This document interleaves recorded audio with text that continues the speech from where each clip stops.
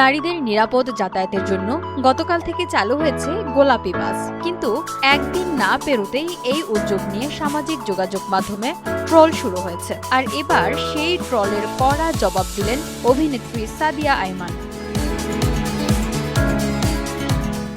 নারীদের জন্য বিশেষ গোলাপি বাস সার্ভিস চালুর পর সামাজিক যোগাযোগ মাধ্যমে শুরু হয় নানা আলোচনা ও সমালোচনা।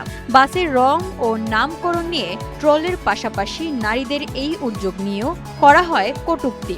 এসব নেতিবাচক মন্তব্যে ক্ষোভ প্রকাশ করেছেন জনপ্রিয় অভিনেত্রী সাদিয়া আইমান। এক ফেসবুক স্ট্যাটাসে তিনি বলেন, সমস্যাটা আসলে কোনো বাস বা বাসের রঙে নয়, বরং সমাজের একটি অংশ এখনও নারীদের স্বাবলম্বী হওয়া ও সফলতাকে সহজভাবে মেনে নিতে পারে না। সাদিয়া বলেন, যে বাসটিকে নিয়ে ট্রোল করা হচ্ছে সেটিকে নেতিবাচকভাবে না দেখে নারীদের কঠোর পরিশ্রমের প্রতীক হিসেবে দেখা উচিত।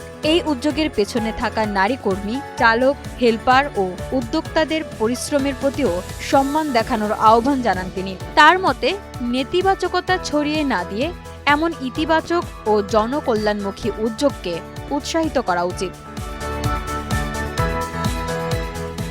নারীদের নিরাপদ ও স্বাচ্ছন্দ্যময় যাতায়াত নিশ্চিত করতেই চালু হয়েছে এই বিশেষ বাস সার্ভিস। বিশেষ করে কর্মজীবী নারী ও শিক্ষার্থীদের গণপরিবহনে হয়রানি ও নিরাপত্তা ঝুঁকি কমানোরই এর অন্যতম লক্ষ্য। উদ্যোগটি অনেকের প্রশংসা পেলেও সামাজিক যোগাযোগ মাধ্যমের একটি অংশে শুরু হয় ট্রোল ও কটূক্তি। আর সেই সমালোচনার জবাব দিতে গিয়ে সাদিয়া আইমান যেন একটি প্রশ্নই সামনে এনেছেন, নারীর অগ্রযাত্রাকে আমরা সত্যি কতটা স্বাভাবিকভাবে নিতে শিখেছি? গোলাপি বাসের রং নিয়ে ট্রোল নয়, এর পেছনে থাকা নারীদের পরিশ্রম ও নিরাপত্তার বিষয়টি গুরুত্ব পাওয়া উচিত, এমন বার্তাই দিয়েছেন এই অভিনেত্রী।